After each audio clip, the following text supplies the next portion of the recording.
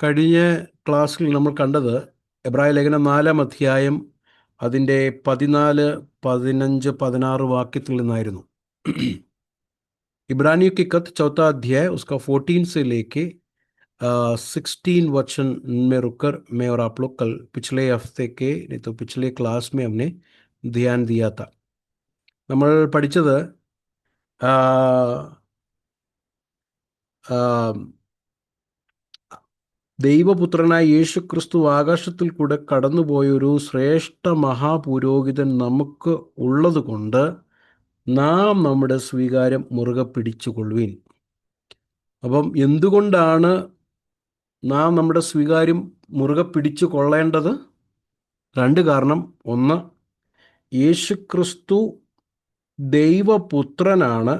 ആകാശത്തിൽ കൂടെ കടന്നുപോയൊരു ഒറ്റ മഹാപുരോഹിതനേ ഉള്ളൂ. അതാണ് ഒരു കാരണം. 2, 15-ാമത്തെ വാക്യം, നമുക്കുള്ള മഹാപുരോഹിതൻ നമ്മുടെ ബലഹീനതകളിൽ സഹതാപം കാണിപ്പാൻ കഴിവില്ലാത്തവനല്ല, പാപമൊഴികെ സർവത്തിലും നമുക്ക് തുല്യമായി പരീക്ഷിക്കപ്പെട്ടവനത്രേ. എന്തുകൊണ്ട് നാം നമ്മുടെ സ്വീകാര്യം മുറുകെ പിടിക്കണം? ഒന്ന്, ആകാശത്തിൽ കൂടെ കടന്നുപോയ ഏക മഹാപുരോഹിതനേ ഉള്ളൂ. ഒന്ന്. 2, ഈ മഹാപുരോഹിതൻ നമ്മളോട് സഹതാപം കാണിക്കാൻ കഴിവുള്ളവനാണ്. കാരണം താൻ പൂർണ്ണ മനുഷ്യനായിരുന്നു. അപ്പം നമ്മുടെ മഹാപുരോഹിതൻ എന്തുകൊണ്ടാണ് ശ്രേഷ്ഠൻ? ഒന്ന്, താൻ പൂർണ്ണ ദൈവമായിരിക്കുന്നത് കൊണ്ടും 2, താൻ പൂർണ്ണ മനുഷ്യനായിരിക്കുന്നത് കൊണ്ടും. ഓക്കെ, हिंदी में आते हैं.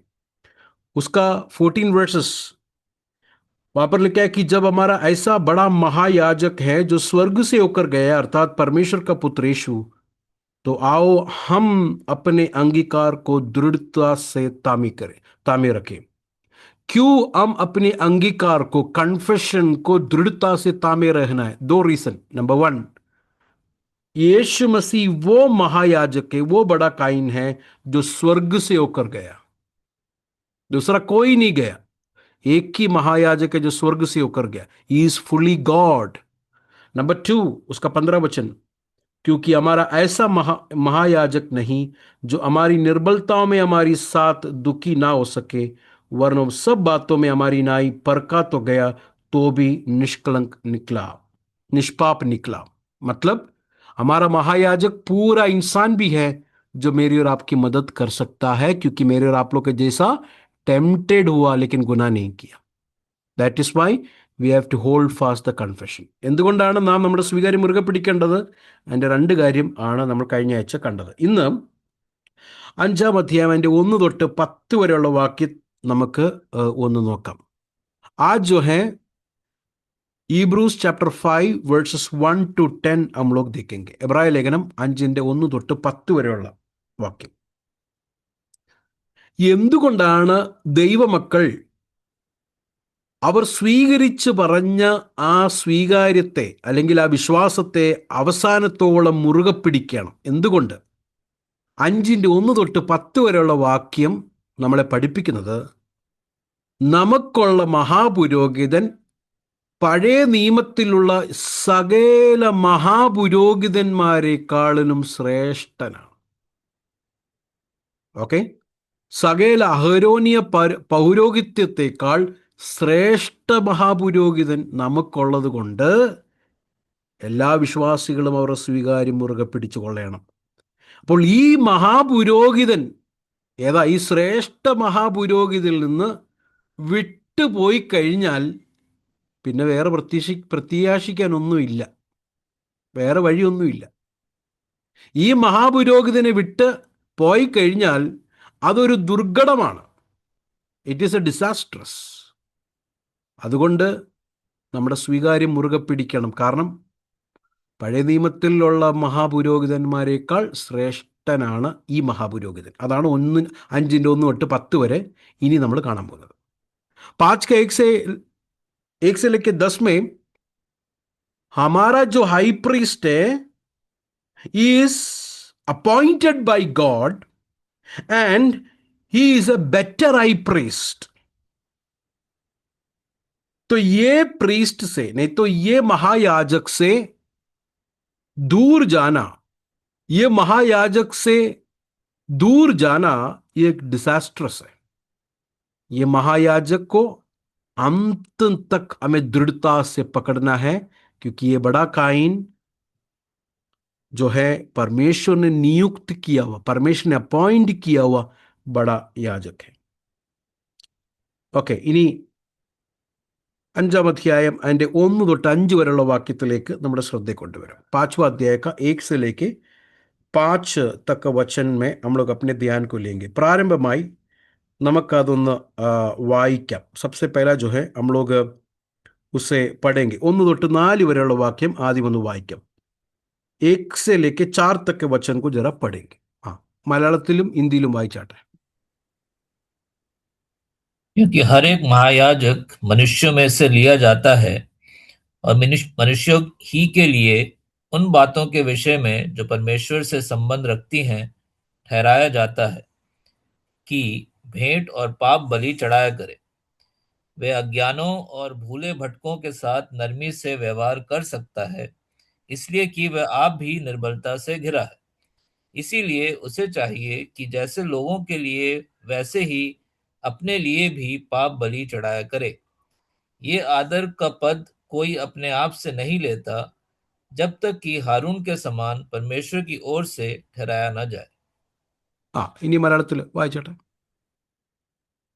മനുഷ്യരുടെ ഇടയിൽ നിന്ന് എടുക്കുന്ന ഏത് മഹാപുരോഹിതനും പാപങ്ങൾക്കായി വഴിപാട് യാഗവും അർപ്പിപ്പാൻ ദൈവകാര്യത്തിൽ മനുഷ്യർക്ക് വേണ്ടി നിയമിക്കപ്പെടുന്നു. താനും ബലഹീനത പൂണ്ടവനാകയാൽ അറിവില്ലാത്തവരോടും വഴിതെറ്റിപ്പോകുന്നവരോടും സഹതാപം കാണിപ്പാൻ കഴിയുന്നവനും ബലഹീനത നിമിത്തം ജനത്തിനു വേണ്ടി എന്ന പോലെ തനിക്ക് വേണ്ടി പാപയാഗം അർപ്പിക്കേണ്ടവനുമാകുന്നു. എന്നാൽ അഹരോനെ പോലെ ദൈവം വിളിക്കുന്നവനല്ലാതെ ആരും ആ സ്ഥാനം സ്വതവേ എടുക്കുന്നില്ല. അവണ്ണം ക്രിസ്തു മഹാപുരോഹിതനാകുന്നു. 4 വരെയുള്ള വാക്യം. ഓക്കെ, ഈ 4 വരെയുള്ള വാക്യത്തിൽ നിന്ന് എബ്രായ ലേഖന കർത്താവ് നമ്മളെ ഈ മഹാപുരോഹിതൻ എങ്ങനെയുള്ള മഹാപുരോഹിതന്മാരെയാണ് പഴയ നിയമത്തിൽ തെരഞ്ഞെടുത്തത്, ഈ മഹാപുരോഹിതന്റെ ക്വാളിറ്റി എന്താണെന്നാണ് ഈ 4 വാക്യത്തിൽ കൂടെ നമ്മളെ പഠിപ്പിക്കുന്നത്. കാരണം യേശുക്രിസ്തു മഹാപുരോഹിതൻ ആണല്ലോ. അപ്പോൾ യേശുക്രിസ്തു പുരോഹിതൻ ആകണമെങ്കിൽ പഴയ നിയമത്തിലെ മഹാപൗരോഹിത്യമായിട്ട് എന്ത് ചെയ്യണം? അതിലൊരു സിമിലാരിറ്റി വേണം. അപ്പോൾ പഴയ നിയമത്തിലെ മഹാപുരോഹിതം അല്ലെങ്കിൽ മഹാപൗരോഹിത്യത്തെ കുറിച്ചാണ് ഈ 4 വാക്യത്തിൽ കാണുന്നത്. देखिए 4 वर्सेस में ओल्ड टेस्टमेंट के प्रीस्टहुड के बारे में जो है ये ऑथर हमको बताता है. ये प्रीस्टहुड के क्वालिटीज को जो है बताता है. പഴയ നിയമത്തിൽ, അതായത് ന്യായപ്രമാണം കൊടുക്കുന്നതിന് മുമ്പ്, സീനായ് പർവ്വതത്തിൽ ന്യായപ്രമാണം കൊടുക്കുന്നതിന് മുൻപ് ഈ മഹാപുരോഹിതന്റെ ഡ്യൂട്ടീസ് ചെയ്തുകൊണ്ടിരുന്നത് ഭവനത്തിലെ തലവനായിരുന്നു, the head of the family. Law देने से पहले हाई प्रीस्ट का काम कौन करता था? The head of the family. इसलिए अब्राहम को देखे, he did the work of an high priest. എന്നാൽ ന്യായപ്രമാണത്തിന് ശേഷം ഈ പൗരോഹിത്യ ശുശ്രൂഷ ലേവി ഗോത്രത്തിന് കർത്താവ് കൊടുക്കുകയും അഹരോൻ ആദ്യത്തെ മഹാപുരോഹിതനായി നമുക്ക് കാണാൻ കഴിയും. ലേവ്യ പുസ്തകം 8-ാം അധ്യായം നമുക്ക് കാണാൻ കഴിയും. लेकिन परमेश्वर ने लॉ देने के बाद जो है ये हाई प्रीस्ट का जो बड़ा काइन का जो मिनिस्ट्री है, ये एक ही ट्राइब को दिया गया है, वो है लावी के ट्राइब, लेवी ट्राइब को दिया गया. और उस लेवी ट्राइब में से आता हुआ अहरोन जो है सबसे पहला हाई प्रीस्ट है. എന്താണ് ഇവരുടെ ഡ്യൂട്ടീസ്? എന്താണ് അവിടെ തന്നെ കൊടുത്തിട്ടുണ്ടല്ലോ, എന്താ ഡ്യൂട്ടീസ്? ഉधर ड्यूटीज क्या करके दिए, उसका 3रा वचन में देख सकते हैं. To offer sacrifices for sins as for the people also for himself.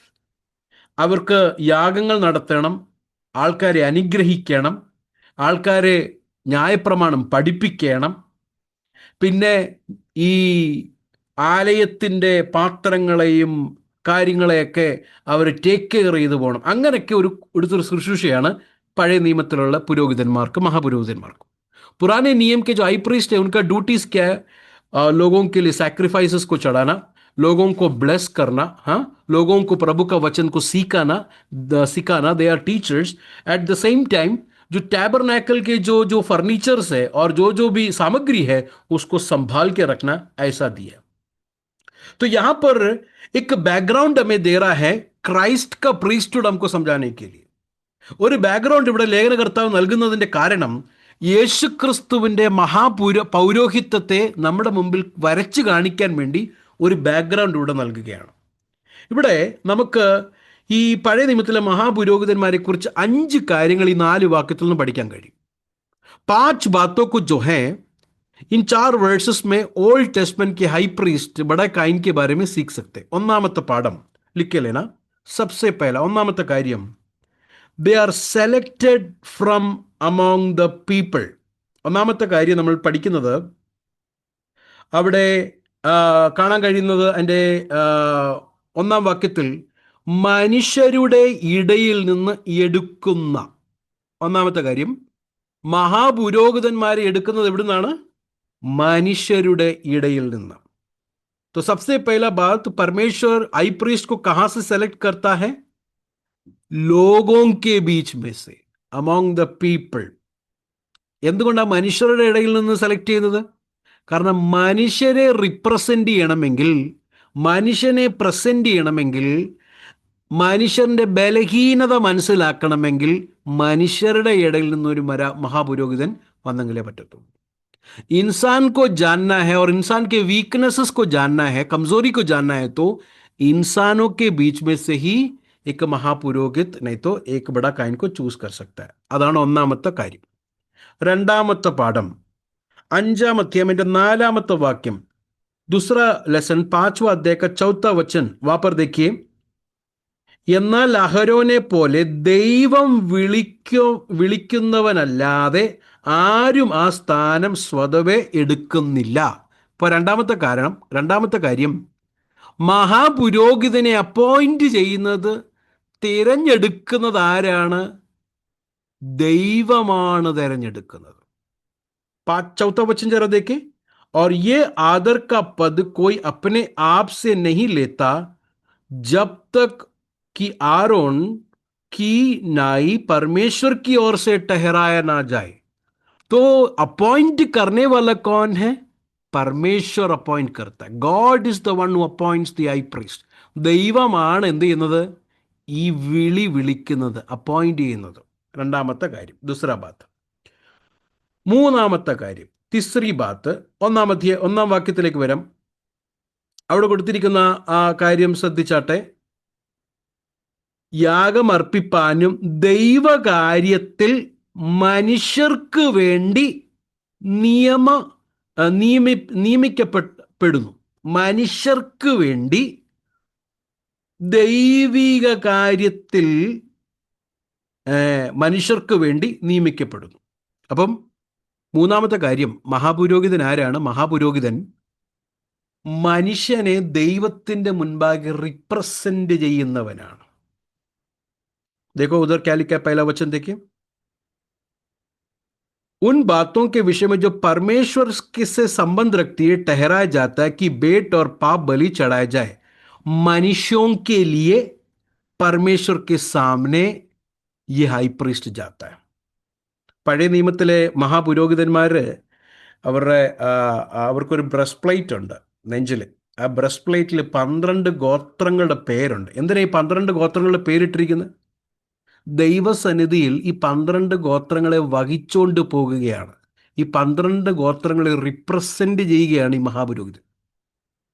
അത് പുറപ്പാട് പുസ്തകം 28-ാം അധ്യായത്തിന്റെ 29-ാമത്തെ വാക്യത്തിൽ നമുക്ക് കാണാൻ കഴിയും.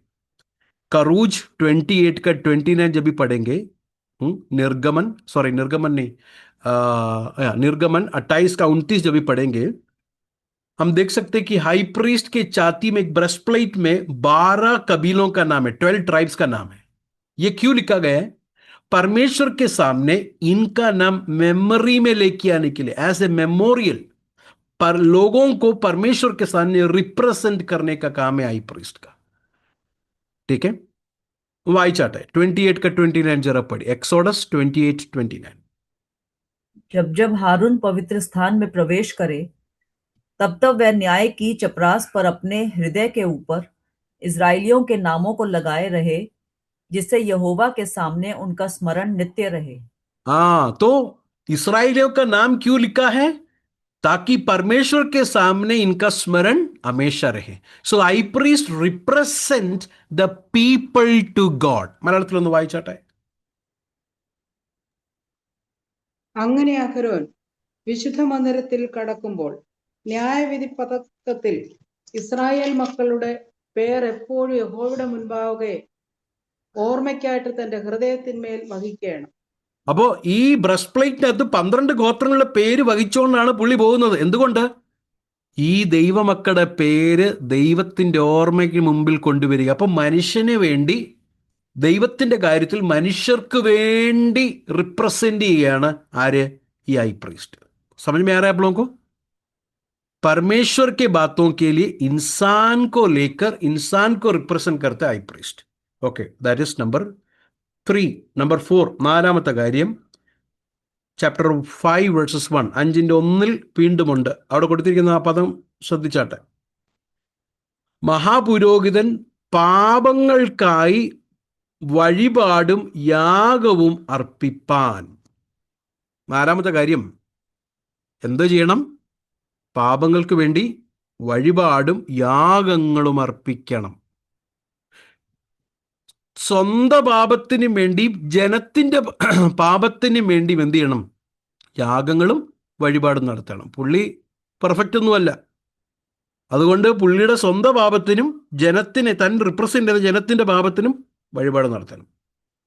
चौथा बात उधर देखिए, पहला वचन, और मनुष्यों के लिए उन बातों के विषय में जो परमेश्वर के संबंधी ठहराया जाता है कि बेट और पाप बलि चढ़ाए करे. चौथा बात है, हाई प्रीस्ट का काम क्या है? वो बेट चढ़ाना है, गिफ्ट चढ़ाना है, और होम बलि नहीं तो पाप बलि को चढ़ाना है. किसके लिए? लोगों के लिए और खुद के लिए भी, क्योंकि वो परफेक्ट नहीं है. खुद के लिए और लोगों के लिए. ഇതാണ് നാലാമത്തെ. അഞ്ചാമത്തെ കാര്യം, 5th, അതിന്റെ 2ാം വാക്യം, ഉസ്കാ ദൂസറാ വചൻ, താനും ബലഹീനത കൊണ്ട് അവനാകയാൽ തൻ്റെ വ്യക്തികൾക്ക്, അല്ലെങ്കിൽ താൻ റിപ്രസെന്റ് ചെയ്യുന്ന മനുഷ്യരെ സഹതാപം കാണിപ്പാൻ തനിക്ക് കഴിയും. അതായത് താൻ സ്വയമേ ബലഹീനനായിരിക്കുന്നത് കൊണ്ട് താൻ റിപ്രസെന്റ് ചെയ്യുന്നവരും എങ്ങനെയാണ്? ബലഹീനരാണ് എന്ന് അവനറിയാം. ആ മഹാപുരോഹിതൻ അറിയാവുന്നതുകൊണ്ട് അവരോട് എന്ത് കാണിക്കും? സഹതാപം കാണിക്കും, കമ്പാഷൻ. അപ്പോൾ അഞ്ചാമത്തെ കാര്യം, മഹാപുരോഹിതൻ എന്താണ്? അവൻ സഹതാപമുള്ളവനായിരിക്കും മനുഷ്യരോട്. पांचवा बात, हाई प्रीस्ट क्या होना चाहिए? उसका दूसरा वचन जरा देखे, और वो अज्ञानों और बुले भटकों के साथ नम्र से व्यवहार कर सकता है, इसलिए कि वो आप ही निर्बलता से घिरा हुआ है.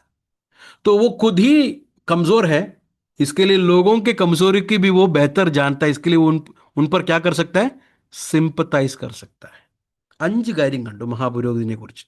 5 बातों को देखा एक हाई प्रीस्ट के बारे में, ओल्ड टेस्टमेंट के हाई प्रीस्ट.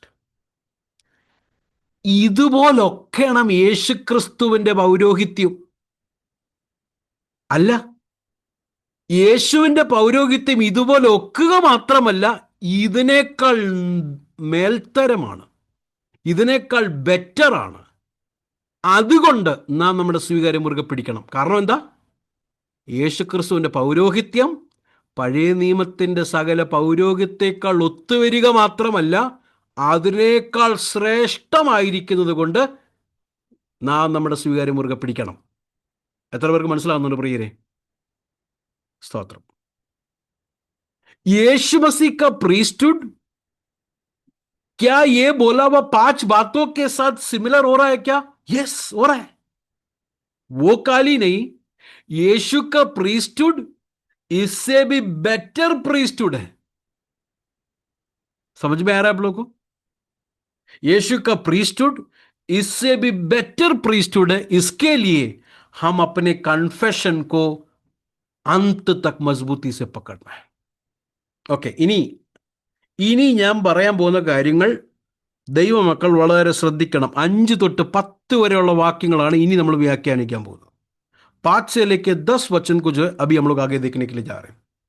യേശുക്രിസ്തുവിന്റെ പൗരോഹിത്യം പഴയ നിയമത്തിന്റെ പൗരോഹിത്യത്തെ പുറത്തു വരിക മാത്രമല്ല, പഴയ നിയമത്തിന്റെ പൗരോഹിത്യത്തെക്കാൾ ഉത്തമമാണ്, ശ്രേഷ്ഠമാണ്, എക്സലന്റ് ആണ്. അതാണ് ഇനി നമ്മൾ പഠിക്കാൻ പോകുന്നത്.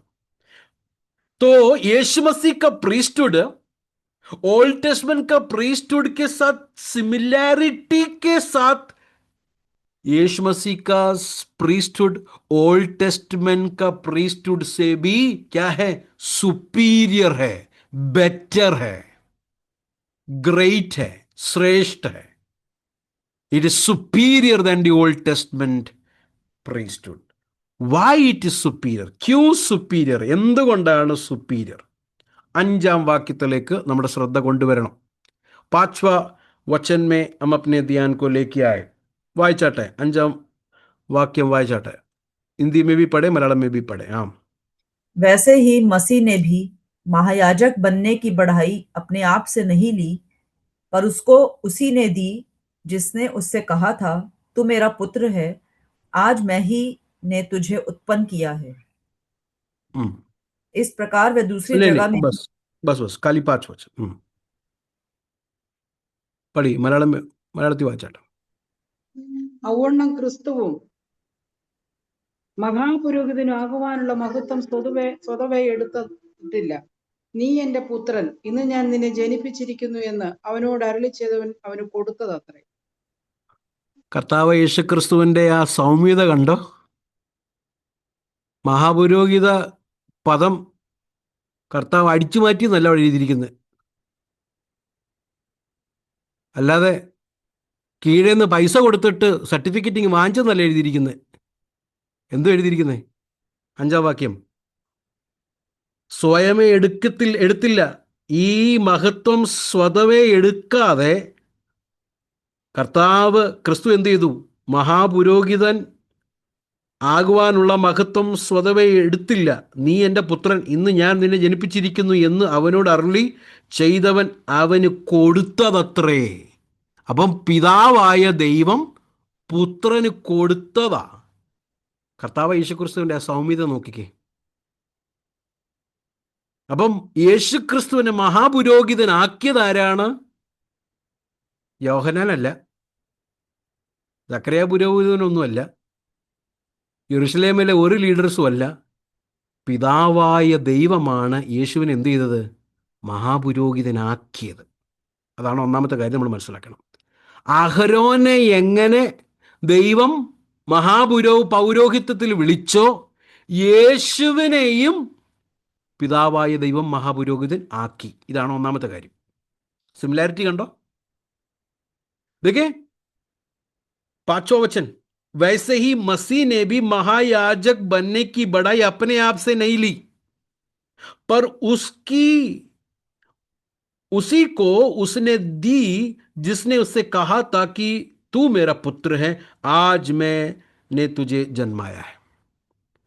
तो ओल्ड टेस्टमेंट के अहरोन को परमेश्वर ने हाई प्रीस्ट बनाया. इसी तरह यीशु ने खुद हाई प्रीस्ट बना नहीं, सेल्फ अपॉइंटेड नहीं था, बल्कि यीशु मसीह को भी हाई प्रीस्ट किसने बनाया, किसने दिया? परमेश्वर पिता ने दिया. Okay, are you understanding it? Okay, ഇനി ആ 5-ാം വാക്യത്തിൽ നീ എൻ്റെ പുത്രൻ, ഇന്ന് ഞാൻ നിന്നെ ജനിപ്പിച്ചു. ഇതെവിടാ ഈ വാക്യം? कि तू मेरा पुत्र है, आज मैंने तुझे जन्माया. ये वचन किधर है? ഈ വചനം എവിടാ? Any idea? സങ്കീർത്തനം.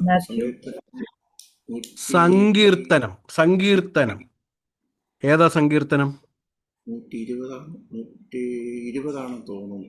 ഭജൻ സംഗീത മെഹെ. ഭജൻ സംഗീത, that is right answer. 50 marks. അടുത്തൊരു 50 കൂടെ കിട്ടിക്കഴിഞ്ഞാൽ കംപ്ലീറ്റ് ആവും. 110. नो, ये 150 भजन संगीत है, इसके लिए हम लोग 1 2 3 4 बोल के जाएगा. I think Psalm 2. Psalm 2, very good. സങ്കീർത്തനം 2, Psalm 2 എടുത്താട്ടെ.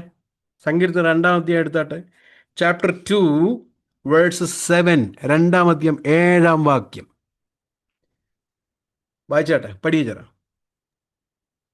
मैं उस वचन का प्रचार करूंगा जो यहोवा ने मुझसे कहा, तू मेरा पुत्र है, आज तू मुझसे उत्पन्न हुआ। ओके, അപ്പം भजन संगीता दूसरा अध्याय का 7वां वचन को कोट करके कह रहा है, परमेश्वर ने इस यीशु को हाई प्रीस्ट करके अपॉइंट किया അല്ലേ? രണ്ടാം അധ്യായം സങ്കീർത്തനം 2-ാം അധ്യായം 7-ാം വാക്യം കോട്ട് ചെയ്തിട്ട് പറയുകയാണ്, ദൈവം യേശു ക്രിസ്തുവിനെ മഹാപുരോഹിതനായിട്ട് അപ്പോയിന്റ് ചെയ്തു. ഇനി ഞാൻ ഒരു ചോദ്യം ചോദിക്കാം, നിങ്ങൾ ആ 2-ാം അധ്യായം നോക്കണേ, ഒന്നുകൂടെ ശ്രദ്ധിച്ച് നോക്കണേ. अब मैं आप लोग से सवाल पूछ रहा हूं, साम 2 अच्छे से देखना.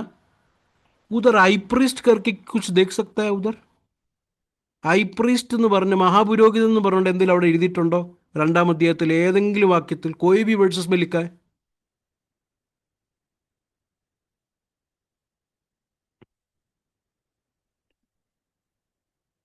किधर भी दिख रहा है आप लोग को?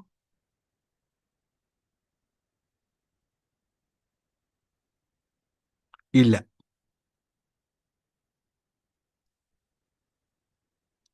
ഉണ്ടോ? है नहीं है? फिर क्या दिख रहा है आपको? പിന്നെ എന്തുവാ കാണുന്നത് അവിടെ? हाई प्रीस्ट नहीं है तो फिर क्या दिख रहा है टाइटल? പിന്നെ എന്തോ ടൈറ്റിലാ കാണുന്നത്?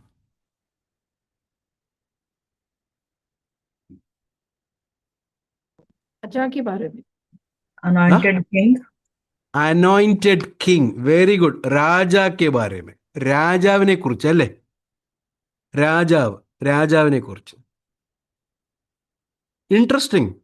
നമ്മൾ എന്തിനെ കുറിച്ചാ പഠിക്കുന്നത്? മഹാപുരോഹിതൻ. പക്ഷേ ഈ ലേഖനകർത്താവ് സങ്കീർത്തനം 2-7 കോട്ട് ചെയ്തിട്ട് പറയുക, പിതാവായ ദൈവം പുത്രനെ മഹാപുരോഹിതനായിട്ട് നിയമിച്ചു. പക്ഷെ 2-ാം അധ്യായത്തിൽ, സങ്കീർത്തനം 2-ാം അധ്യായത്തിൽ മഹാപുരോഹിതനെ കുറിച്ചല്ലല്ലോ, രാജാവിനെ കുറിച്ചാണല്ലോ. പിന്നെ എങ്ങനെ മഹാപുരോഹിതൻ? വരാം, അതിലേക്ക് വരാം. एक इंटरेस्टिंग बात है, राइट? हम लोग किसके बारे में सीख रहे हैं? हाई प्रीस्ट के बारे में सीख रहे हैं. हाई प्रीस्ट के बारे में बोल के आकर ये ऑथर, इब्रू का ऑथर साम 2 का 7 कोट करके बोल रहा है, परमेश्वर ने यीशु मसीह को हाई प्रीस्ट करके नियुक्त किया. लेकिन साम 2 में तो हाई प्रीस्ट है ही नहीं, उधर तो राजा के बारे में है. तो फिर क्या है हाई प्रीस्ट? आएंगे उसमें, आएंगे अभी आगे देखेंगे. इब्रूस चैप्टर 5, എബ്രായ ലേഖനം 5-ാം അധ്യായം, നമുക്ക് അതിലേക്ക് വരാം. 5-ാം അധ്യായം, उसका 6-ാം വാക്യം, അതിന്റെ 6-ാം വാക്യം. इब्रूस चैप्टर 5 वर्स 6 पढ़िए. इसी प्रकार वह दूसरी जगह में भी कहता है, तू मल्किसेदेक की रीति पर सदा के लिए याजक है. മലയാളത്തിൽ വായിച്ചു.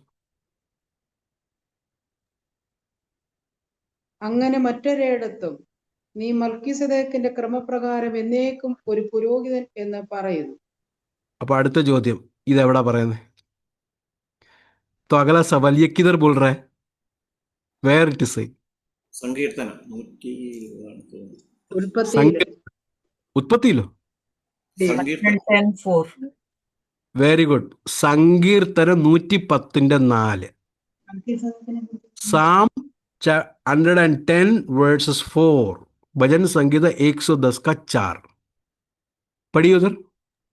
यहोवा ने शपथ खाई और न पछताएगा, तू मल्किसेदेक की रीति पर सर्वदा का याजक है. मल्कीसदेक. ओके, ये मल्कीसदेक कौन है? ये मल्कीसदेक आरा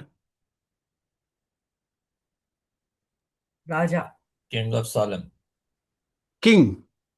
മെൽക്കിസദേക്ക് ആരാ? രാജാവ്, ശാലേം രാജാവ്. രാജാവ് മാത്രമാണോ? खाली किंग है क्या? Also priest. Also priest. മഹാപുരോഹിതനും കൂടെ മെൽക്കിസദേക്ക് അല്ലേ? Genesis chapter 14 verses 18. ഉത്പത്തി പുസ്തകം 14-ാം അധ്യായം 18-ാം വാക്യം. മെൽക്കിസദേക്ക് ഉത്പത്തി വന്നതിന് ശേഷം പിന്നെ കാണുന്നത് പുള്ളി സങ്കീർത്തനത്തിലാണ് കേട്ടോ. ഒരു മിസ്റ്റീരിയസ് ക്യാരക്ടറാണ്. एक मिस्टीरियस कैरेक्टर है ये. जेनेसिस में 14 में आकर फिर डायरेक्ट आता है भजन संगीता में. जेनेसिस चैप्टर 14 वर्सेस 18 जरा पढ़िए. 18वां वाक्യം വായിച്ചേ. तब शालेम का राजा मल्किसेदेक, जो परम प्रधान ईश्वर का याजक था, रोटी और दाखमधु ले आया। कौन है मल्कीसदेक? राजा भी है, परमेश्वर का महापुरोहित भी है. മലയാളത്തിലൊന്ന് വായിച്ചു.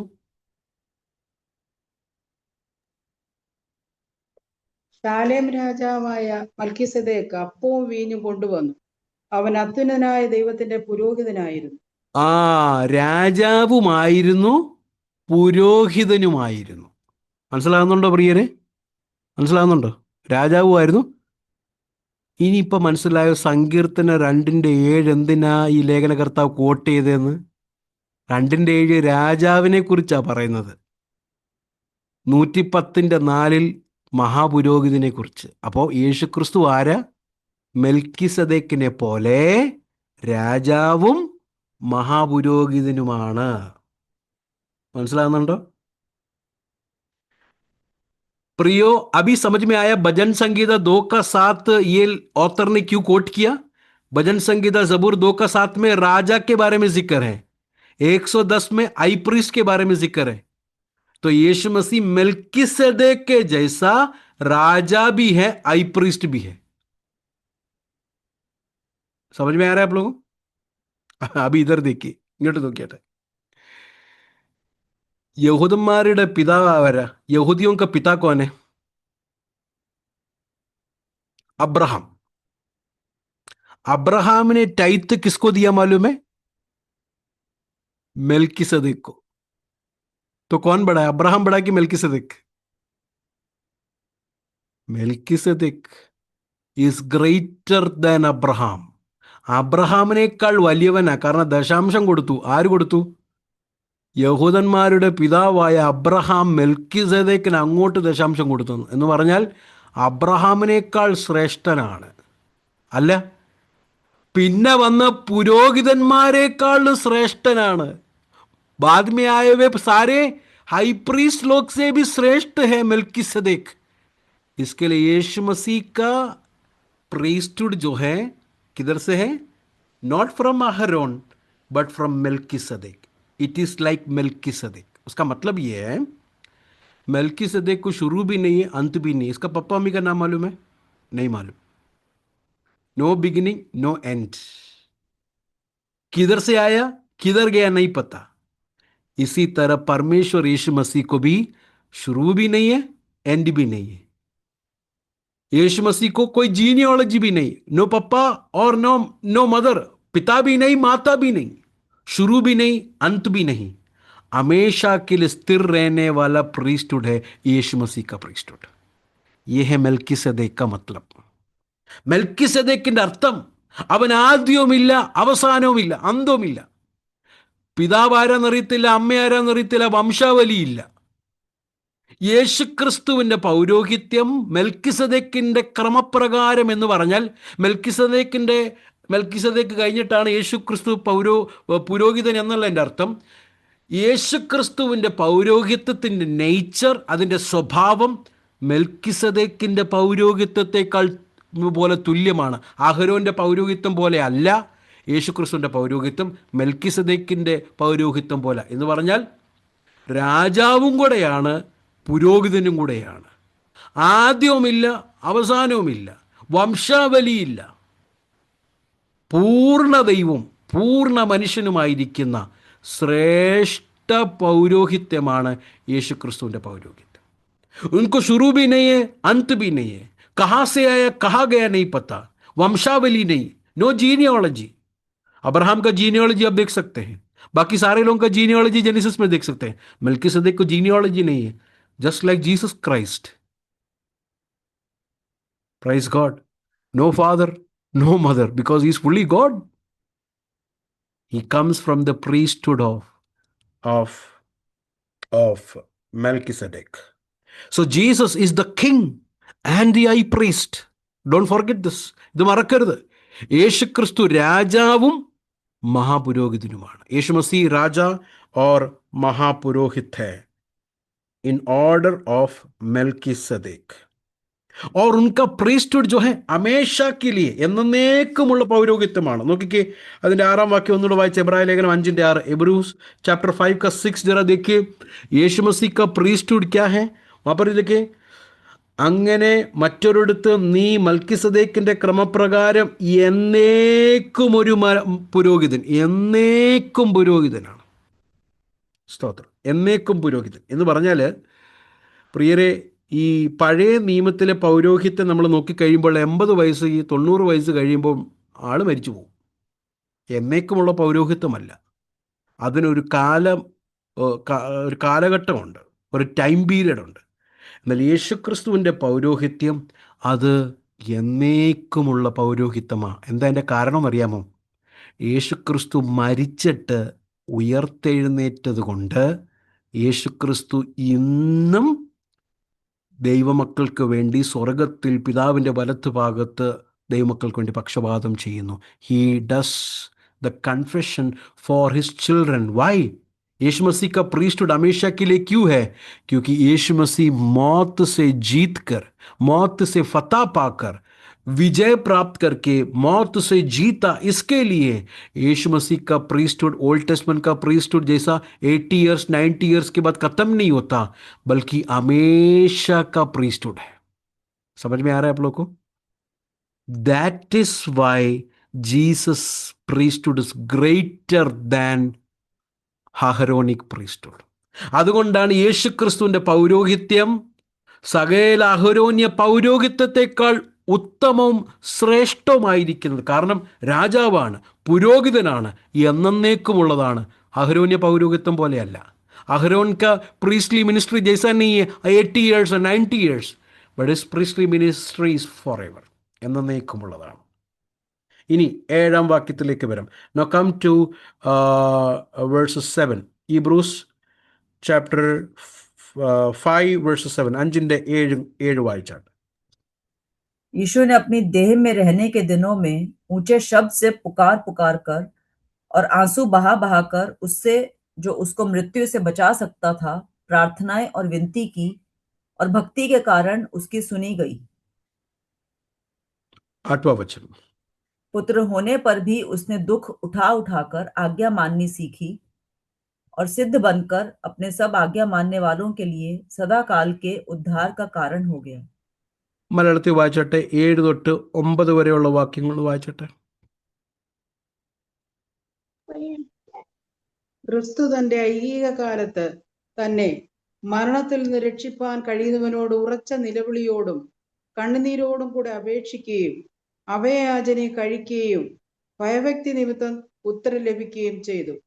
പുത്രനെങ്കിലും താൻ അനുഭവിച്ച കഷ്ടങ്ങളാൽ അനുസരണം പഠിച്ച് തികഞ്ഞവനായി തന്നെ അനുസരിക്കുന്ന ഏവർക്കും നിത്യരക്ഷയുടെ കാരണഭൂതനായി തീർന്നു. ഓക്കെ, യേശുക്രിസ്തുവിൻ്റെ ആ പൗരോഹിത്യത്തെക്കുറിച്ച് നമ്മൾ കണ്ടല്ലോ. താൻ സ്വയമേ ഈ പൗരോഹിത്യം എടുത്തതല്ല, ദൈവമാണ്, പിതാവായ ദൈവമാണ് തന്നെ ഈ പൗരോഹിത്യം കൊടുത്തത്. ഓക്കെ, അത് നമ്മൾ കാണുവാനിടയായി. അടുത്തത്, മഹാപുരോഹിതൻ ജനത്തോട് സഹതാപം കാണിക്കുന്നവനായിരിക്കുകയാണ്, അല്ലേ? അതിൽ നമ്മൾ നേരത്തെ കണ്ട് ജനത്തോട് എന്ത് ചെയ്യണം? സഹതാപം കാണിക്കുന്നവനായിരിക്കണം. हमने पहला देखा अहरोन के जैसा परमेश्वर यीशु मसीह को पिता ने हाई प्रीस्ट अपॉइंट किया, ठीक है? और यीशु मसीह, परमेश्वर ने उनको नियुक्त किया, अपॉइंट किया हुआ हाई प्रीस्ट है यीशु मसीह. सेकंड, हाई प्रीस्ट का दूसरा बात हमने देखा, हाई प्रीस्ट दूसरों को रहम करने वाला होना चाहिए, कंपैशन करने वाला होना चाहिए. യേശു ക്രിസ്തു എങ്ങനെ മറ്റുള്ളവരോട് സഹതാപം കാണിക്കാൻ കഴിയുന്നത്? കാരണം 7-ാം വാക്യം, ക്രിസ്തു തൻ്റെ ഐഹിക ജീവകാലത്ത് എന്ന് പറയുമ്പോൾ താൻ ഉരുവായി, അതായത് മറിയയുടെ ഉദരത്തിൽ ഉരുവായ സമയം തൊട്ട് കാൽവറി ക്രൂശിൽ മരിക്കുന്ന സമയം വരെയുള്ള തൻ്റെ ഐഹിക ജീവിതം മുഴുവനും എങ്ങനായിരുന്നു? മരണത്തിൽ നിന്ന് രക്ഷിപ്പാൻ കഴിയുന്നവനോട് ഉറച്ച് നിലവിളിയോടും കണ്ണുനീരോടുകൂടെ അപേക്ഷിക്കുകയും ചെയ്തു എന്നും നമുക്ക് കാണാൻ കഴിയും. അപ്പോൾ ഇത് ചിലർ പറയുന്നത് യേശുക്രിസ്തുവിൻ്റെ ഗെഥസമനയുടെ പ്രാർത്ഥനയെക്കുറിച്ചാണെന്ന് ചിലർ പറയാറുണ്ട്. എന്നാലും ഞാൻ അത് മാത്രമായിട്ട് വിശ്വസിക്കുന്നില്ല. ഗെത്സമനയിൽ യേശു പ്രാർത്ഥിച്ചു, കരഞ്ഞു പ്രാർത്ഥിച്ചു, നമുക്കറിയാം. എന്നാൽ ആ പ്രാർത്ഥന മാത്രമല്ല ഇവിടെ കോൺസെൻട്രേറ്റ് ചെയ്യുന്നത്. കാരണം 7-ാം വാക്യം ഒന്നുകൂടെ നോക്കിക്കേ. ക്രിസ്തു തൻ്റെ ഐഹിക ജീവകാലത്തൊക്കെയും എന്ന് പറയുമ്പോൾ ഗെത്സമനയുടെ ഇൻസിഡൻറ്റ് മാത്രമല്ല, തൻ്റെ ജീവിതകാലം മൊത്തവും മുഴുവനും താൻ എങ്ങനെ പ്രാർത്ഥിച്ചത്? ഉറച്ച് നിലവിളിയോടെ. എന്തോ പ്രാർത്ഥിച്ചേ? മരണത്തിൽ നിന്ന് രക്ഷിപ്പാൻ കഴിയുന്നവനോട്, പിതാവിനോട് പ്രാർത്ഥിച്ചു. देखिए 7वां वचन में आई, मैंने कहा आप लोग को आई प्रीस्ट अगर है तो वो दूसरों पर क्या करना चाहिए? रहम करना चाहिए. यीशु मसीह दूसरों पर रहम कैसा कर सकता है? दूसरों पर कंपैशन क्यों कर सकता है? क्योंकि 7वां वचन, उसने अपनी देह में रहने के दिनों में ऊंचे शब्द से पुकार पुकार कर और आंसू बहा बहा कर उसने जो उसको मृत्यु से बचा सकता था प्रार्थनाएं और विनती की और भक्ति के कारण उसकी सुनी गई. तो कुछ लोग बोलते हैं कि यीशु मसीह ने गेत्सेमनी में किया हुआ प्रार्थना है, ये विनती करता और रोता हुआ. यीशु मसीह गेत्सेमनी में रोते हुए प्रार्थना की, हमको सबको मालूम है. लेकिन गेत्सेमनी के एक इंसिडेंट के बारे में नहीं लिखा है. देखो 7वां वचन और एक अच्छे से देखिए. उसने अपनी देह में रहने के दिनों में, दिन के बारे में नहीं लिखा है, दिनों के बारे में लिखा है. उसका मतलब यीशु मसीह मरियम के कोख में जन्म होने के टाइम से लेके इस दुनिया से जाने के टाइम तक, नहीं तो मृत्यु तक, उन्होंने क्या किया? पुकार पुकार के, आंसू बहा बहा कर वो मृत्यु से बचा सकता है, परमेश्वर से प्रार्थना की.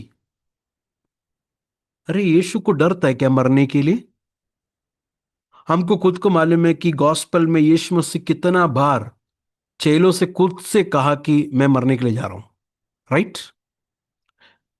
तो यीशु मसीह को मृत्यु के डर से बचने के लिए प्रार्थना नहीं किया. प्रार्थना क्या किया मालूम है?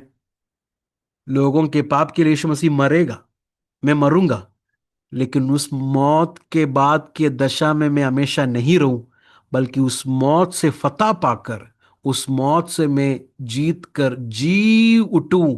ये पिता से उन्होंने प्रार्थना की और उनकी प्रार्थना को सुना परमेश्वर ने. क्यों सुना मालूम है? उधर क्या लिखा है? उनके भक्ति के कारण, because he obeyed the father.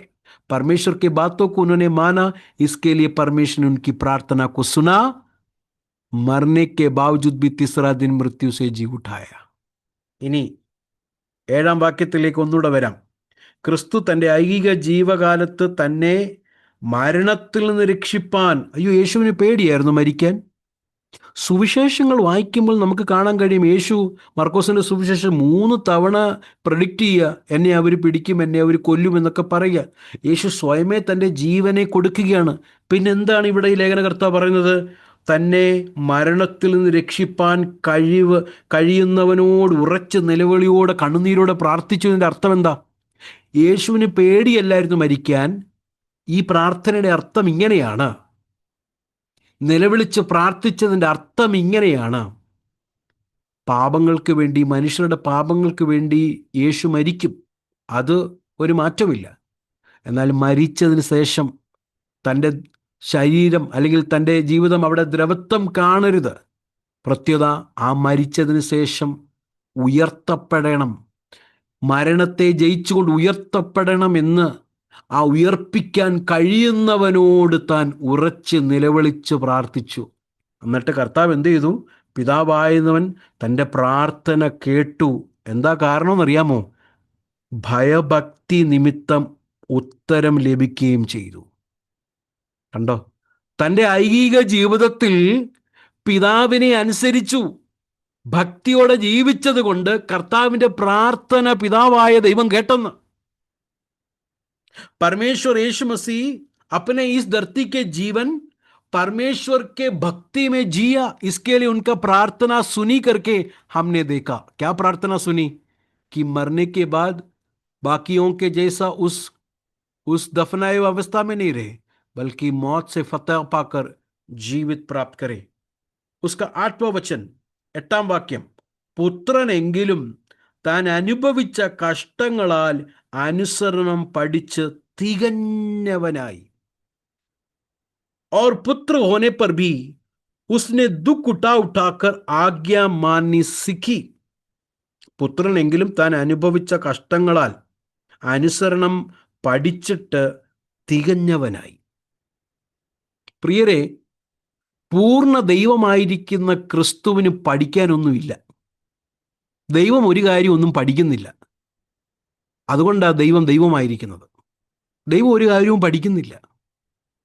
എന്നാൽ പൂർണ്ണ മനുഷ്യനായി ഈ ഭൂമിയിലേക്ക് വന്ന ക്രിസ്തു, ഒന്ന് ആലോചിച്ച് നോക്കിക്കേ, പൂർണ്ണ ദൈവമായിരിക്കുന്ന ക്രിസ്തുവിന് പഠിക്കാനൊന്നുമില്ല. എന്നാൽ താണ ഭൂമിയിലേക്ക് വന്ന ഈ വേഷം ധരിച്ച് മനുഷ്യനായി ഭൂമിയിലേക്ക് വന്ന് താൻ അനുസരണം പഠിക്കുകയാണ്. എങ്ങനെ? നോക്കിക്കേ, താൻ അനുഭവിച്ച കഷ്ടങ്ങളിൽ അനുസരണം പഠിച്ചിട്ട്. ഞാനൊരു കാര്യം ചോദിക്കട്ടെ, നമ്മുടെ ജീവിതത്തിൽ കഷ്ടങ്ങൾ വരുമ്പോൾ അനുസരിക്കുകയാണോ ചെയ്യുന്നത്, അതോ അനുസരണക്കേട് ആണോ കാണിക്കുന്നത്? കൂടുതലും അനുസരണക്കേടാണ്. കഷ്ടങ്ങൾ വരുമ്പം നമ്മൾ എങ്ങനെയും കഷ്ടങ്ങൾ മാറാൻ വേണ്ടി വേറെ വഴികളൊക്കെ എടുക്കാറുണ്ട്, എങ്ങനെയെങ്കിലും ഈ കഷ്ടങ്ങളൊന്ന് പോകാൻ വേണ്ടി. എന്നാൽ നോക്കിക്കേ, പുത്രൻ അങ്ങനല്ലായിരുന്നു. കഷ്ടങ്ങളിൽ പിതാവിനെ ആശ്രയിച്ച് പിതാവിലേക്ക് തൻ്റെ കാര്യങ്ങളെ പരമേൽപ്പിച്ച് താൻ അനുസരണം പഠിച്ചു. हिंदी में बोलता हूं, 8वां वचन, और पुत्र होने पर भी उसने दुख उठा उठाकर आज्ञा माननी सीखी. इधर देखिए प्रियो, परमेश्वर क्यों है मालूम है? क्योंकि वो कुछ बात नहीं सीखता है. परमेश्वर को सीखने की कुछ जरूरत है? God does not learn anything. परमेश्वर को कुछ बातें सीखने की जरूरत नहीं है. If he is learning, that means he is not God. अगर परमेश्वर कुछ बात सीखता है तो वो परमेश्वर नहीं है. कुछ नहीं सीखता परमेश्वर. तो यीशु मसीह पूरा परमेश्वर, उनको कुछ सीखने की जरूरत नहीं है. लेकिन देखे, जब पूरा इंसान होकर इस धरती पर आया, पिता के अधीन में जब रहा, उन्होंने आज्ञा मानने को सीखा करके देखते हैं. He learned obedience. Praise God. कितना ह्यूमिलिटी है, देखे कितना हम्बलनेस कि परमेश्वर होके he learned obedience. He came down 30 years तक. He did not do anything by himself. पिता ने बोला हुआ आज्ञा पर पूरी तरह मानकर he obeyed. He was submitted to the Father and he obeyed by dying on the cross. യേശുവിന്റെ അനുസരണം ഒന്ന് നോക്കിക്കേ പ്രിയരെ, 30 വയസ്സ് വരെ ഒരു ശുശ്രൂഷയും ചെയ്തില്ല, ഇല്ലേ? 30ാമത്തെ വയസ്സിൽ പിതാവ് എന്തോ പറഞ്ഞത്? ഇവൻ എൻ്റെ പ്രിയപുത്രൻ, ഇവനിൽ ഞാൻ പ്രസാദിക്കുന്നു. എന്തോ കണ്ടിട്ടാ പ്രസാദിച്ചേ? എന്തോ അത്ഭുതം ചെയ്തോ? എന്തോ പ്രസംഗിച്ചോ? ഒന്നും ചെയ്തില്ല. പക്ഷേ അനുസരണമുള്ളവനായിരുന്നു, കീഴ്പ്പെട്ടിരുന്നു. അത് പിതാവിന് പ്രസാദമായിരുന്നു. 3.5 കൊല്ലം ശുശ്രൂഷ ചെയ്തു, പിതാവിനെ അനുസരിച്ച് താൻ ശുശ്രൂഷ ചെയ്തു. പിതാവിനെ അനുസരണക്കേട് കാണിച്ച് ഒരു കാര്യം കർത്താവ് ചെയ്തില്ല, ശുശ്രൂഷയിലും ജീവിതത്തിലും ശുശ്രൂഷയിലും. അവസാനം യെരുശലേമിൽ കാൽവറി ക്രൂശിൽ മരിക്കാൻ പോയപ്പോഴും എന്താ പറഞ്ഞത്? ഞാനിത് ചെയ്യുന്നതേ, ഈ ലോകത്തിൻ്റെ പ്രഭു വരുന്നുണ്ട്, അവനിൽ എന്നിൽ ഒരു കാര്യമില്ല, പക്ഷെ ഞാനിത് ചെയ്യുന്നതിൻ്റെ കാരണം ഞാൻ എൻ്റെ പിതാവിനെ സ്നേഹിക്കുന്നു എന്ന് ലോകം അറിയേണ്ടതിന് എന്ന് പറഞ്ഞാൽ പിതാവിനെ അനുസരിച്ചാണ് കാൽവറി ക്രൂശിൽ മരിച്ചത്. അപ്പോൾ തൻ്റെ അനുസരണ ജീവിതം ഒന്ന് നമ്മൾ എടുത്തു നോക്കുമ്പോൾ എങ്ങനെ അനുസരണം പഠിച്ചത്? കഷ്ടങ്ങളിൽ അനുസരണക്കേട് കാണിക്കല, അനുസരിച്ച ഈ പുത്രനെ നമുക്ക് കാണാൻ കഴിയും. देखिए, यीशु मसीह को ओबीडियंस को जरा देखिए, 30 ईयर्स तक उन्होंने कोई अद्भुत काम नहीं किया, कोई चमत्कार नहीं किया, बल्कि परमेश्वर के बात को, पिता के बात को अंगीकार कर ओबे किया हमने देखते. उसके बाद उनका मिनिस्ट्री देखी, obeyed the Father completely. Calvary सूली में जाने के वक्त भी he did the will of God by obeying until the death on the cross. Obedience, he learned obedience. कब obedience सीखा? In the suffering. While he was in this weak body, while he was in this evil world, ये दुष्ट दुनिया में जब ही था, he learned obedience. കർത്താവ് ഇങ്ങനെ ഐകിക ജീവിതത്തിൽ ഇങ്ങനെ ജീവിച്ചത് കൊണ്ട് ഈ ഐഹിക ജീവിതത്തിൽ ജീവിക്കുന്ന എന്നെയും നിങ്ങളെയും നോക്കി ഈ മഹാപുരോഹിതന് സഹതാപം കാണിക്കാൻ കഴിയും. കാരണം എന്താ? നമ്മുടെ അതേ ജീവിതത്തെ താൻ ടേസ്റ്റ് ചെയ്തവനാണ്. സ്തോത്രം. അതുകൊണ്ട് നമ്മളോട് സഹതാപം കാണിക്കാൻ അറിയും. കർത്താവിനറിയാം എന്താ ഈ ടെംപ്റ്റേഷൻ എന്ന്, കർത്താവിനറിയാം എന്താ ഈ വിശപ്പെന്ന്, കർത്താവിനറിയാം എന്താ ഈ ദാഹമെന്ന്, കർത്താവിനറിയാം എന്താ ഈ ദുഃഖിക്കുമ്പോൾ കരച്ചിൽ വരുന്നതെന്ന് കർത്താവിനറിയാം. അതുകൊണ്ട് നമ്മളോട് സഹതാപം കാണിക്കാൻ കഴിവുള്ള മഹാപുരോഹിതനാണ്. यीशु मसीह को जानता है क्या है भूख, यीशु मसीह जानता है क्या है प्यास, यीशु मसीह जानता है क्या है नींद आना, यीशु मसीह जानता है क्या है भूखा रहना, यीशु मसीह जानता है क्या है आंसू बहाना. He knows our weaknesses, he knows our temptations, he knows what we go through because he has been in my place. He has been in my place. वो मेरे जगह में था, वो मेरे जगह में रुककर मेरे बदले में जिया और अंत तक he was obedient. इसके लिए मुझ पर रहम कर सकता है, मुझ पर compassionate हो सकता है. Why? Because he lived that life. Okay, അപ്പം കാര്യം മനസ്സിലാവുന്നുണ്ടോ? ഈ മഹാപുരോഹിതൻ ആരാണ്? സാക്ഷാൽ ദൈവമാണ്, അല്ലെങ്കിൽ രാജാവാണ്.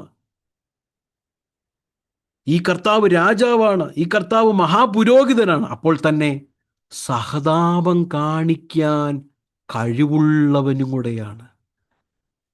അതുകൊണ്ട് യേശുക്രിസ്തുവിൻ്റെ പൗരോഹിത്യം അഹരോൻ്റെ പൗരോഹിത്യത്തെക്കാൾ എന്താണ്? ശ്രേഷ്ഠമാണ്. കാരണം എന്താ?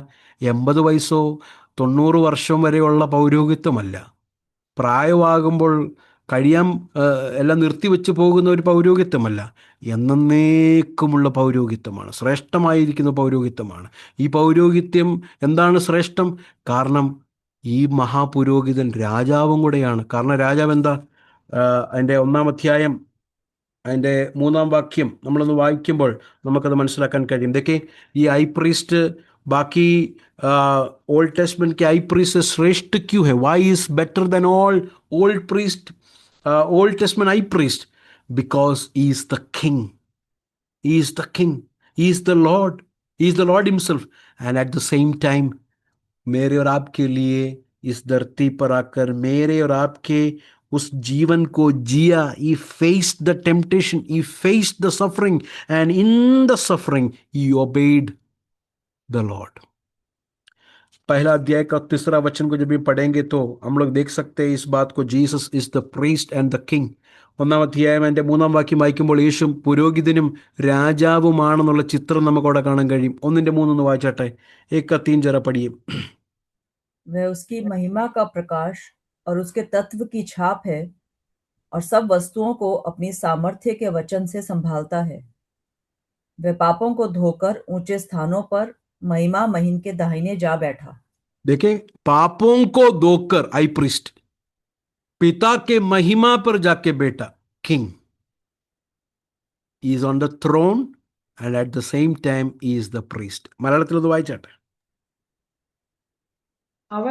അവന്റെ തേജസ്സിന്റെ പ്രഭയും തത്വത്തിന്റെ മുദ്രയും സകലത്തെയും തന്റെ ശക്തിയുള്ള വചനത്താൽ വഹിക്കുന്നവനുമാകൊണ്ട് പാപങ്ങൾക്ക് പരിഹാരം ഉണ്ടാക്കിയ ശേഷം ഉയരത്തിൽ മഹിമയുടെ വലത്തുഭാഗത്ത് ഇരിക്കുകയും. മതി, നോക്കിക്കേ, അവിടെ യേശു ക്രിസ്തുവിന്റെ 2 കാര്യം കാണാൻ കഴിയും. ഒന്ന്, പാപങ്ങൾക്ക് പരിഹാരമുണ്ടാക്കിയ ശേഷം ഉയരത്തിൽ മഹിമയുടെ വലത്തുഭാഗത്തിരിക്കുകയും രാജാവും. മനസ്സിലാകുന്നുണ്ടോ? പാപങ്ങൾക്ക് പരിഹാരം കൊണ്ടുവരികയും അടുത്തത് താൻ രാജാവും കൂടിയാണ്. വാരിക് ബാത് ബോൾക്കർ മേ ബന്ദ് കർ. ഒരു കാര്യം കൂടെ പറഞ്ഞിട്ട് ഞാൻ ഇവിടെ നിർത്താം. Why Jesus is greater than all the high priest of the Old Testament? पुराना टेस्टमेंट के हाई प्रीस्ट को खुद के पापों के लिए सैक्रिफाइस देना पड़ता था, औरों के पापों के लिए भी परमेश्वर के सामने सैक्रिफाइस देना पड़ता था. लेकिन यीशु मसीह एक ही वाहिद हाई प्रीस्ट है जो औरों के पापों के लिए सैक्रिफाइस हुआ, खुद ही अपने पापों के लिए नहीं. That is why he is greater than all other high priest. ഒരു കാര്യം കൂടെ പറഞ്ഞിട്ട് നിർത്തട്ടെ പ്രിയരെ. സകല മഹാപുരോഹിതന്മാരും അവരുടെ പാപത്തിനും ജനത്തിന്റെ പാപത്തിനും വേണ്ടി പരിഹാരത്തിനു വേണ്ടി യാഗങ്ങൾ നടത്തേണ്ട ആവശ്യമായിരുന്നെങ്കിൽ യേശുക്രിസ്തു എന്ന ഏക മഹാപുരോഹിതനേ ഉള്ളൂ ജനത്തിൻ്റെ പാപത്തിന് വേണ്ടി മാത്രം സ്വയമേ യാഗമായത്, തൻ്റെ പാപത്തിന് വേണ്ടിയല്ല. പാപമറിയാത്തവനെ നാം അവനിൽ നീതിയാകേണ്ടതിന് പാപമാക്കി. മനസ്സിലാകുന്നുണ്ടോ? ഏക മഹാപുരോഹിതനേ ഉള്ളൂ ജനത്തിൻ്റെ പാപത്തിന് വേണ്ടി മരിച്ചത്, ജനത്തിൻ്റെ പാപത്തിന് വേണ്ടി യാഗം നടത്തിയത്. ബാക്കി എല്ലാ മഹാപുരോഹിതന്മാർ സ്വന്തം കാര്യത്തിനും മറ്റ് ജനത്തിൻ്റെ പാപത്തിനു വേണ്ടി യാഗം നടത്തിയെങ്കിൽ ഏക മഹാപുരോഹിതനുള്ള പരിശുദ്ധമായിരിക്കുന്ന പരിശുദ്ധൻ എന്ന് നമുക്ക് കാണാൻ കഴിയും. ഏകി മഹാപുരോഹിതേ who is holy, who can show compassion to others, दूसरों पर रहम कर सकता है, who is the king, who is the priest. That is why Jesus priesthood is accordance to Melchizedek. അതുകൊണ്ട് 10ാമത്തെ വാക്യം കർത്താവേ, മൂന്നാമത്തെ വാക്യം, ക്ഷമിക്കണം, 5ാം അധ്യായത്തിൻ്റെ 10ാമത്തെ വാക്യം, 5 का 10वां वचन में हम लोग इस तरह पढ़ते हैं, മൽക്കിസദേക്കിൻ്റെ ക്രമപ്രകാരം മഹാപുരോഹിതൻ എന്നുള്ള നാമം ദൈവത്താൽ ലഭിച്ചിരിക്കുന്നു. और उसे परमेश्वर की ओर से मलकीसदेक की रीति पर महायाजक का पद मिला. How did he receive that? How did he receive that? Because he is the king, he is the priest, and you can show compassion, and he is greater than all other high priests in the Old Testament. എങ്ങനെയാണ് ലഭിച്ചത്? കാരണം താൻ രാജാവും താൻ പുരോഹിതനും മനുഷ്യനോട് സഹതാപം കാണിക്കാൻ കഴിയുന്നവനുമായ പൂർണ്ണ ദൈവവും പൂർണ്ണ മനുഷ്യനുമായിരിക്കുമ്പോൾ തന്നെ ഈ മൽക്കിസദേക്കിനെ പോലെ രാജാവും പുരോഹിതനുമാണ്. Is the kingly high priest. That is why is in the order of Melchizedek. इसके लिए मेल्किसदेक के क्रम के अनुसार है यीशु मसीह का high priest. May God bless you all. ദൈവം നമ്മളെ ഈ വചനത്താൽ അനുഗ്രഹിക്കുമാറാട്ടെ. പ്രഭു इस वचन से हमें आशीष